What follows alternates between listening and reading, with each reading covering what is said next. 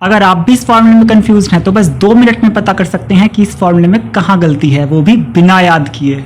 ये दोनों है लीडर फॉर्मूले जिन्हें याद रखना है बेहद आसान। कॉस में साइन बदल जाता है, माइनस का हो जाएगा प्लस, और साइन में माइनस का माइनस ही रहेगा। और कॉस में दोनों कॉस कॉस और साइन साइन रहते हैं, लेकिन साइन में एक साइन होगा दूसरा कॉस भी, और इधर एक साइन भी दूसरा कॉस है। तो इस तरीके से हम इन्हें याद रख सकते हैं। क्योंकि हम कॉट ए माइनस बी का फॉर्मूला निकाल रहे हैं, इसलिए ऊपर लिखेंगे कॉस ए माइनस बी और नीचे लिखेंगे साइन ए माइनस बी, क्योंकि कॉट में आता है ऊपर कॉस और नीचे साइन। अब हमने कॉस ए माइनस बी की जगह ये फॉर्मूला लिख दिया है ऊपर, और साइन ए माइनस बी का ये फॉर्मूला लिख दिया है नीचे। हम जानते हैं कि कॉट को हम ऊपर कॉस थीटा और नीचे साइन थीटा लिखते हैं, क्योंकि साइन थीटा नीचे डिवाइड में है, इसीलिए हम इधर ऊपर और नीचे साइन ए साइन बी का डिवाइड करेंगे।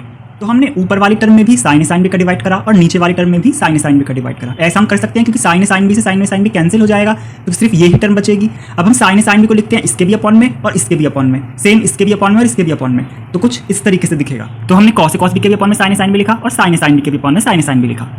अब इस साइन से तो ये साइन हो जाएगा कैंसिल, और इस साइन बी से हो जाएगा ये साइन भी कैंसिल, तो कितना बचेगा 1। इधर कॉस ए अपन साइन हो जाएगा कॉट ए, और कॉस बी अपन साइन भी हो जाएगा कॉट बी। इधर साइन ए से कैंसिल हो जाएगा साइन ए, तो बचेगा कॉस बी अपन साइन बी, जिसे हम लिख देंगे कॉट बी।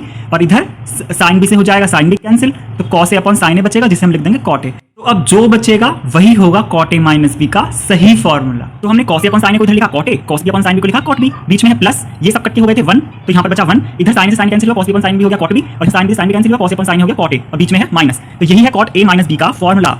तो उम्मीद है वो छोटी सी गलती आपने पकड़ ली होगी। क्या है वो छोटी सी गलती? तो यहाँ पर कॉट बी पहले है और कॉट ए बाद में है, और बीच में है माइनस, यानी cot B minus cot A है, ना कि cot A minus cot B. कहने कोई भले ही छोटी गलती हो, लेकिन ये बहुत बड़ी गलती है, जिससे हमारा पूरा क्वेश्चन हो जाएगा गलत।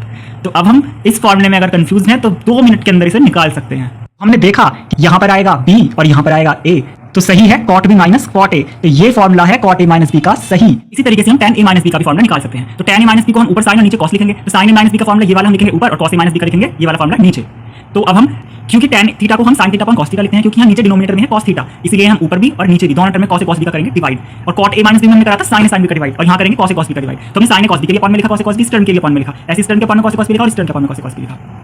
अब हम देखते हैं इस cos b से कैंसिल होगा ये cos b, और इस cos a से कैंसिल होगा ये cos a। तो ऊपर बचेगा sin a upon cos a tan a और sin b upon cos b tan b, और नीचे यहाँ cos a से कैंसिल होगा cos a, cos b से कैंसिल होगा cos b, तो कितना बचेगा 1, और ये sin a upon cos a होगा tan a और sin b upon cos b होगा tan b। तो इस तरीके से tan a माइनस b का फॉर्मूला निकल जाएगा। तो ये है tan a माइनस b का formula, tan a minus tan b upon 1 plus tan a tan b। तो अगर फॉर्मूला हमें याद नहीं रहता है तो हमसे 2 मिनट के अंदर निकाल सकते हैं कि पूरा हमने tan a माइनस b का फॉर्मूला निकालना सीख लिया है।